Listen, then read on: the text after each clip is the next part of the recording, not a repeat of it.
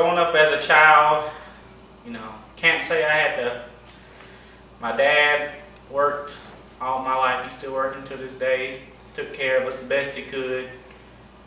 You know, may not lived in the best conditions, but you know, we had a roof over our head.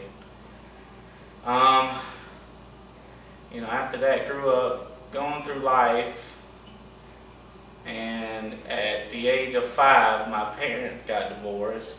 So, you know, through all my life, I went through going to one person's house one week, then staying home, you know, like that, stuff like that. Pretty sure people have been through that stuff before. You know, then I went to school, started school about probably 5 or 6 years old.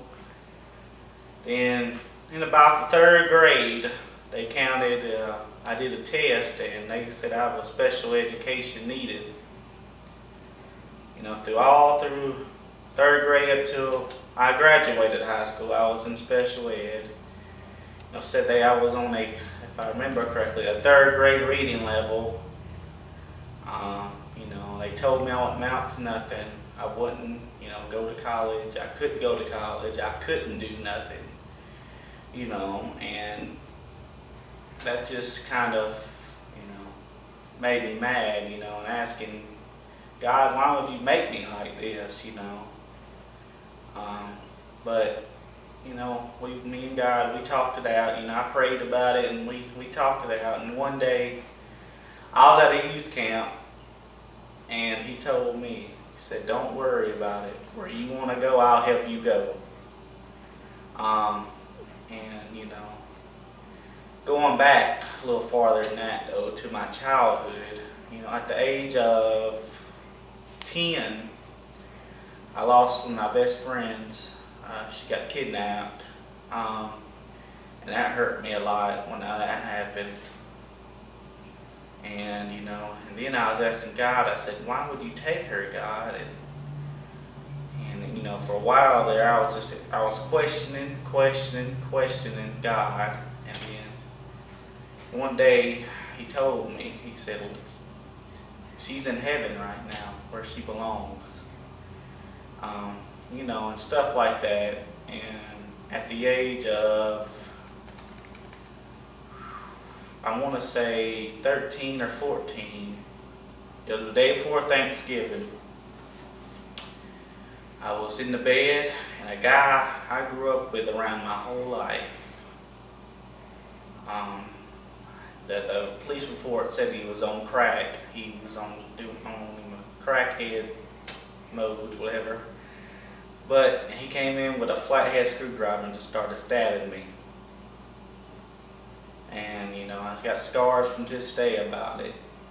And you know, a lot of people in this world, my family asking, they hate him to this day for it. But you know, and I just forgave him. You know, I love him. I haven't seen him since then, but if I ever do see him again, I want to tell him I love him, and you know, the past is the past. You're watching this, but and you know, through high school,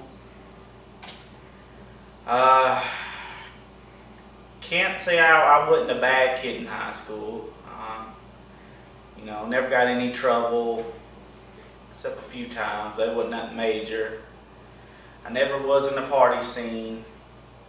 Never was into drinking, smoking, you know, going out with the crowd. You know, that's just never was me.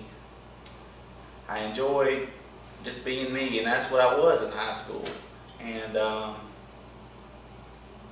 you know, all up to now, well, after high school, well, actually, my senior year in high school, I got in a bad car wreck.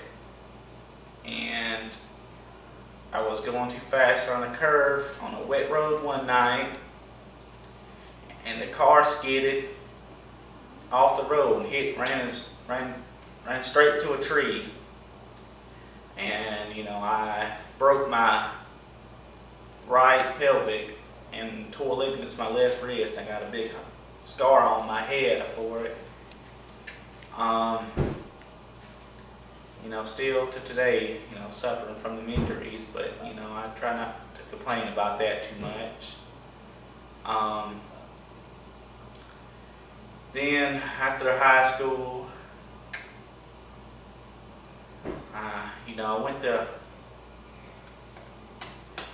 started going to this church called Grace Life Church, and since I started going there, it's changed my life with the word that they speak.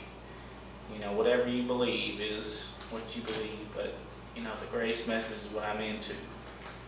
You know, can't say much for right now. You know, still in the plans of seeing what God wants to do with my life. Working with kids at the church right now is something I feel I like to do. My name is Wayne Patty, and I am royalty.